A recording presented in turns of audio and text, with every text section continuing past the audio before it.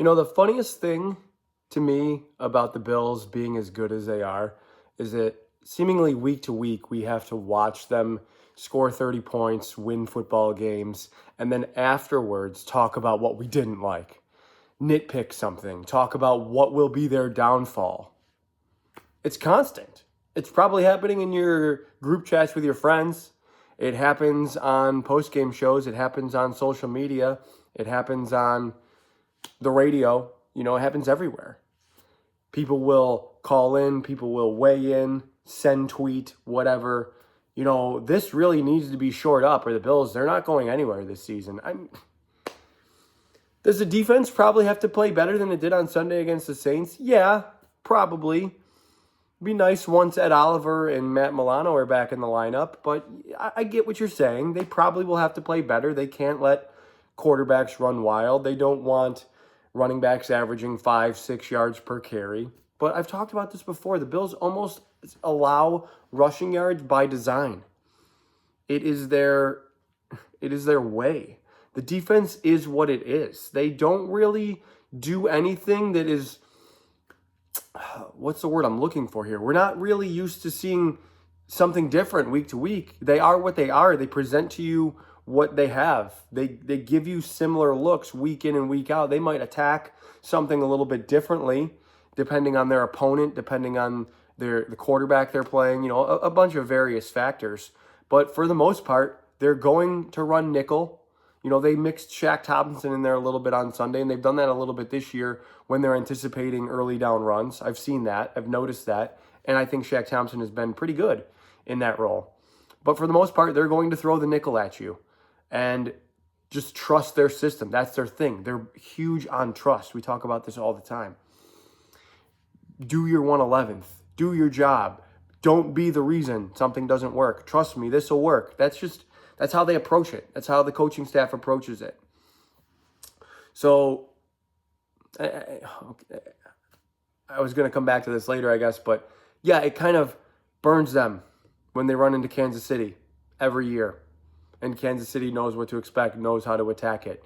Andy Reid, Sean McDermott, really close working relationship there. And Andy Reid's system or game plans have just been better than McDermott's in the playoffs for one reason or another. Hasn't always been that way in the regular season. In fact, most of the time it hasn't been that way in the regular season, but it has been in every playoff meeting. So if you want to nitpick the safety play or the defensive tackle play, okay, sure. Talk to me about that if you want to. We can talk about it if you want. I can't imagine it mattering in the immediate term. And that's not to say that it should be ignored. I don't think it should be just totally disregarded, because maybe there actually is an issue there that somebody will expose, and maybe that will be Andy Reid and Patrick Mahomes once again. I mean, I live in fear of that. I guess that's probably a weird way of saying it, but I live in fear of that every day as a football fan, or every season as a football fan. Just because 4 or 5 years ago, I think it was after the original AFC Championship loss to the Chiefs, I tweeted, have a really bad feeling that this Bills proverbial window is going to be annually slammed shut by Patrick Mahomes. And it has 3 times since then. But it's nitpicky right now, isn't it? They're 4-0. They score 30 points every single week. You can, be mad about something if you want to, but I mean, the quarterback won the MVP. He puts his team on his back all the time, and I can't even say, people well, they're too reliant on Josh. So, he's their best player. Of course they're relying on Josh. The MVP, you're kidding me. They're relying on him? Of course. Although they do have somebody up and coming, or somebody that's arrived. That's James Cook. I can't even remember if I discussed this last year, but I can't believe there was a point where I was like, I'm not sure if they should re-sign him. The guy is fantastic. I mean, I'm not into rankings and he's probably only behind so-and-so as far as rankings go. James Cook is an outstanding running back, and now that gives the Bills a little bit of versatility in their offense, because they don't have to be as reliant on Josh, especially with his legs, and they haven't been so far this year. He is still in there. He will come out. He did this past Sunday against the Saints. It was a big third down play, and he ran right up the middle and nearly broke it. Nearly broke it for a touchdown. That's still in there when they need it. But Cook has been so successful. That's extremely encouraging. Especially not out of shotgun. I think that's been the number one criticism, I think, from Bills fans about the play calling is the runs out of shotgun, these zone runs out of shotgun. It's so predictable. It's so obvious. They're running from under center a lot. They're running a lot of their plays from under center. And it's working. The play action's working. People are, there's of course the threat of James Cook, but there's also the basic, I got to respect the possibility of this handoff here. There's a bunch of schools of thinking. Well, just a couple schools of thinking on that. Like what actually works. Oh, you're running the ball well, therefore we have to, respect the play action. It's like, well, you could just think it's a running play because he's holding it out to the running back, as well. That's the human aspect of it. People just like to just make assumptions like, oh, this is working because of this. Like it could just be working because they're humans. They're human people and they react to things, with varying degrees of what's this word? Quickness, I guess. But both can be true. Okay, both can be true. But yeah, they're running a lot out of or from under center, and it's encouraging. What's my criticism, I suppose, because we have to nitpick something with the offense, would be the lack of usage to the wide receivers. And I know you can talk about this and everybody eats thing however much you want, up and down. There was 2 early plays on Sunday against the Saints to Keon Coleman, and I was like, oh yeah, give me this. Yes. These outside plays, comebacks to the sideline. I'm like, yes, run more of this. And they really never went back to it. I think he had 2 in the first quarter, and then I don't remember seeing it again. He might have 1 catch the rest of the game. Shakir's long touchdown was on a screen. Otherwise, he didn't really hit too much. So the passing game is a little bit boring, but it's effective. The offense is just effective. Like I said, they score 30 points every single week. And they win these games by 2 scores, seemingly every single week, week 1 notwithstanding. And here we are. Well, I guess I am, but this is just because of the discourse I'm seeing, online and hearing in media and stuff. Nitpicking. Why? Just go along for the ride. I guess anybody can use some type of improvement. I understand that. Like there's always room for improvement. Josh Allen after every game tells you, well, there's still some things we have to clean up, and that's mostly just like coach player speak, But it's probably right. It's probably right to some degree. I don't know. What else you want to complain about? The 4th down play to Shakir? Sure. It worked for them against Detroit last year on the goal line. Didn't work this year. I think maybe because Vandemark, who's in there for Spencer Brown, Vandemark kind of fell. And I don't know if it's Granderson maybe for the Saints, just like is immediately in the backfield right there, just waiting for him. Didn't work. Wasn't blocked efficiently. It's going to happen. It's football. But the Bills were never really in too much danger, I felt like. I never felt like they were going to lose the game against the Saints. Got a little bit sweaty on that 3rd and 13. There's my complaint.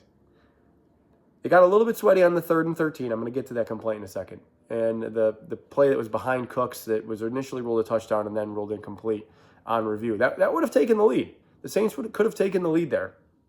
The Saints were ready.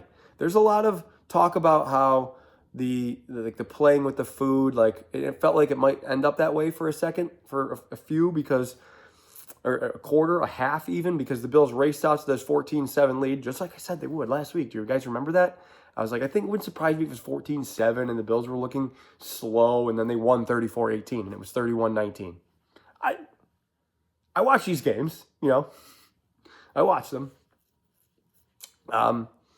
Where was I? My complaint with the 3rd down there. The Saints were ready. Sorry, the Saints were ready. The Bills were not playing with their food. The Saints were prepared, and they played pretty well. And if they had a better quarterback, the game might have been more competitive.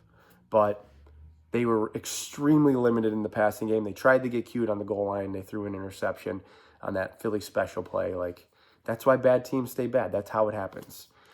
The third down defense, that's my issue. The third and long defense. It seems like 3rd and 8, 3rd and 10, and the Bills have to expect a passing play.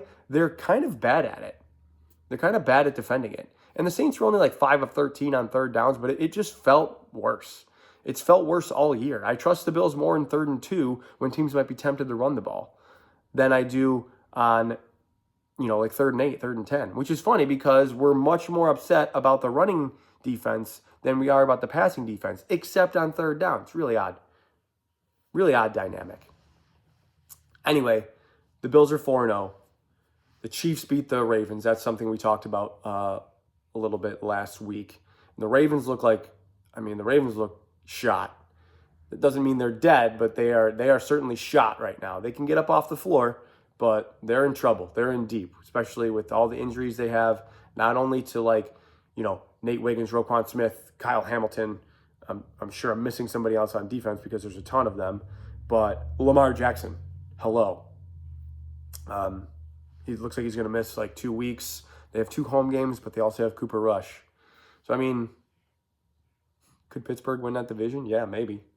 It's certainly not going to be the Bengals, and it's certainly not going to be the Browns. Pretty much down to, this is what we've thought since Joe Burrow was injured. It's down to the Steelers and the Ravens, and Aaron Rodgers is still standing. So I got to think it's probably going to be the Steelers. Not that the Ravens can't go on a run to end the season. It's certainly within the realm of outcomes there. But I got to that because, now that the Chiefs are 2-2, the Chargers 3-1 after losing to Jackson Dart in his first start.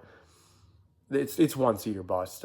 It's not just division or bust. You got to have the division locked up, hopefully, at some point in November. You got to go get the 1 seed. It's just, anything else is just a complete failure. You have to come away with that. And it continues this week.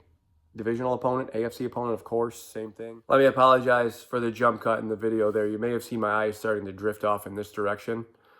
That's the direction of my front door, and I saw somebody approaching, so that I knew my dog was about to start barking. And that's exactly how that went down. It was just a Go Net Speed internet service provider guy. They find out you move, and they want to sell you everything under the sun. So I had to stop the video, and I felt like I had 12 minutes of pretty good content in there, so I didn't want to restart. I have had to stop and restart before. Typically, I'll get sometimes a minute, maybe 2 minutes in and think, not really loving the flow of this, so I'll restart.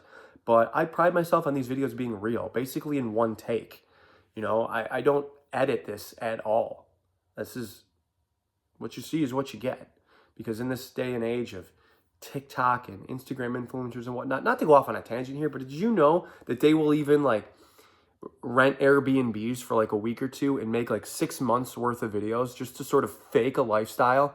They want you to think that they're living more richly and lavishly than they actually are. Some of them, of course, are, but they will literally be like, oh yeah, think this is my house. Please think this is my house. It's not. This is my actual house. I get nothing from these videos. I make nothing. I do this because I love the Bills. You watch because you love the Bills. It's that simple. But like I said, I had 12 minutes of pretty good content. I thought the transition here with this first and second cut was too perfect to pass up because I had just transitioned into the Patriots. So let's pick up right there. Patriots have had an up and down start to the 2025 season. They've alternated losses and wins through the first 4 weeks. They're 2-2. They have a good chance to jump back in the division race here against the Bills. If they're able to win, obviously they improve to 3-2, knock the Bills to 4-1, and then there's only really kind of a half game between them because they have the leg up in the head-to-head tiebreaker, and they would still have a home game against the Bills later in the season. So there's a lot on the line here for the Patriots. The Bills, on the other hand, as I kind of alluded to in the first cut of this video, if they win this game and they improve to 5-0, they knock the Patriots to 2-3 with the current status of the Dolphins and the Jets. The Bills really could have this division locked up by November. But like I said, the 1 seed is the goal. That should be it. That is it. Eyes on it. Tunnel vision to the 1 seed. Let's go. Anyway, back to the Patriots. I feel like this is just an observation I make. I don't necessarily think they feel this way internally, but I feel like they're trying to sort of be built like the Lions on offense, at least. They want Drake May to be like Jared Goff, except he's a little bit maybe better than Jared Goff or has a higher ceiling than Jared Goff, because Goff is a bit of a statue in the pocket and Drake May provides much more versatility. But they would prefer Ramondre Stevenson to be like David Montgomery and Travion Henderson to be like Jahmyr Gibbs and, Hunter Henry to be like Sam Laporta, Diggs to be like Amon-Ra, even though he may only end up being there 1 year. You're picking up what I'm putting down. Even the coaches are similar in stature. They're big, meaty dudes that used to play football, and they're pretty aggressive with their coaching and play calling. So, yeah. You getting it? Anyway, I think I think we all know that the Patriots should be 3-1, really. They just couldn't hold on to the football against Pittsburgh. And, 5 turnovers, you're just begging, in fact, to be beat. And that's exactly what happened. So this is a team that's certainly prone to mistakes. They can beat themselves still. And that is the sign of a young, kind of growing team. The Bills used to do that. Josh Allen used to do that, the turnovers and stuff. We used to talk about weekly, I think, like how the team best suited to beat the Bills is the Bills. Right now, that could be not necessarily the Patriots, but the Patriots still they make messes that they're not good enough to clean up yet. They're not outstanding statistically. Drake May completing like 73% of his passes or something like that, 71 or 73. That's outstanding. He's doing outstanding there. He's building some rapport with Diggs and Hunter Henry and Kayshon Boutte. It might be Booty. He keeps saying it's Booty. Everybody says it's Booty now. Boutte sounds so much cooler. I can't get off that. All his career at LSU, he was Kayshon Boutte, and I like saying that. So it sounds cooler, I think. They have a bunch of young pieces in there as well. Kyle Williams maybe have a chance to grow with Drake May at some point. He's not quite there yet, a little bit raw. But like I said, they have the pieces. On defense, they run pretty similar to the Bills, I think. They're a nickel defense, primarily nickel defense, but they are, on the interior, they are stacked. Milton Williams, their big free agent addition, Christian Barmore, fantastic. They are hard to run up the middle on, just based on those two guys alone. Once you get into the second level, it's not quite as impressive, especially, to linebacker to safety. On the outside, they are pretty good with Carlton Davis and Christian Gonzalez, of course. Kyle Duggar's still back there, even though his role is a little bit different for them now. It's not as prominent. He's not as featured as he used to be. They're finding ways to use him, but he's, asking for a trade and stuff. So I don't think he's really going to be there much longer. Maybe he rides out the season with them, but it seems like his time is coming to an end there. Anyway, I would just be surprised if the Patriots came into Buffalo and were the first team to beat the Bills in Buffalo in, over a year, because the Bills were undefeated at home in 2024. It just feels like you're not quite ready for this yet. Not I'm saying like you're total frauds or anything like that. I don't mean it like that. It just is like, this is a little bit more big time for you, and you have to show me that you're ready for this game before I take you seriously in it. I think that the media perspective, the national perspective, is that this is like the Bills could be on upset alert, but I think they're giving the Patriots a little bit too much credit for hanging 42 on Carolina, to be honest with you. Carolina also puked all over themselves. There was a punt return touchdown. There was another long punt return by Marcus Jones. He had both of them that set them up at like the 15-yard line. I think they had a turnover. It took over like at midfield or something like that. So, the yardage really wasn't even that impressive for the Patriots in that game. I actually have it right here. They're 307 yards. It's the lowest output of the year, and they scored 42 points. Like they had 369 yards against the Steelers and only 14. 336 against the Raiders and only 13 points. 307 and 42. Just because, well, actually the Panthers had no turnovers. I'm looking at it now. Wow, the Panthers had no turnovers. Yeah, the Panthers are bad. Okay? This is a step up and a road game. They're only their second road game of the year, and they very easily could have lost their first against Miami if Devon Achane didn't step out of bounds by this much. So I'm going to pick the Bills. I do think the Patriots are capable of certainly keeping it close. and then the Bills maybe pull away late. That's typically that's how the Bills games have gone lately. So I'll pick the Bills shockingly to score 31, right? I know, shocking. Let's take the Bills 31 and the Patriots. You know what? I'm going to give them 23. 31-23, Bills over Patriots. Guys, hit me up on Twitter/X. My Twitter/X handle is the same as my YouTube username. But enjoy your weekend. Hit me up. Say hello at the game if you know where to look. And as always, above all else, go Bills.